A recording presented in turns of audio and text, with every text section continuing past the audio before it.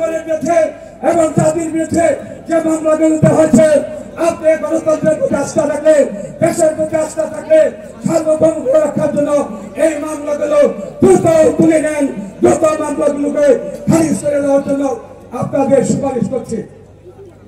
আরেকটা কথা বলতে চাই, সংস্কার এটা একটা প্রচলিত ধারা।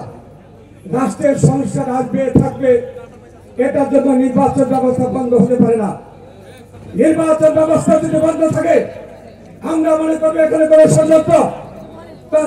অন্তর্বর্তীকালীন সরকার একটি সংক্ষিপ্ত সময়ের জন্য জাতিকে সঠিক নির্দেশনা দেওয়ার জন্য, নির্বাচন সঠিক হওয়ার জন্য আপনাকে দায়িত্ব দেওয়া হয়েছে।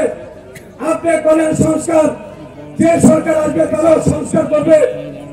এবং এই যে সংস্কার, এই যে আমাদের যেখানে 31 দফা দেওয়া হয়েছে, এগুলো সংস্কারের মেধায়, সংস্কারের সাথে এগুলোকে একযোগে এক করা যায়। আসুন আপনি দ্রুত নির্বাচন দিয়ে রাষ্ট্র ব্যবস্থায় জনগণের ক্ষমতা জনগণের হাতে ফিরিয়ে দিন, জনগণের মালিকানা জনগণের হাতে ফিরিয়ে দিন। আজকে আপনি বারবার প্রশ্নবিদ্ধ হচ্ছেন, প্রশ্নবিদ্ধ করতে হয় এখানে যে আপনি দ্রুত নির্বাচন দিন।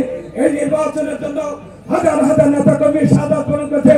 এই নির্বাচনের জন্য বেগম খালেদা জিয়া কারাগারে গিয়েছেন। এই নির্বাচনের জন্য তারেক রহমানকে বিদেশে রাখা হয়েছে।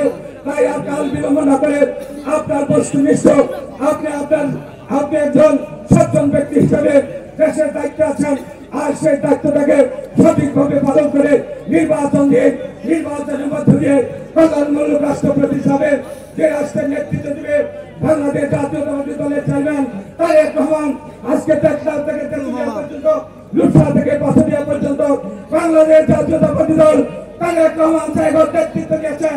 ওই একার নেতৃত্ব দিয়েছেন বলে ছাত্র জনতা বিপ্লবের মধ্য দিয়ে শেখ হাসিনা পালিয়ে যেতে বাধ্য হয়েছেন।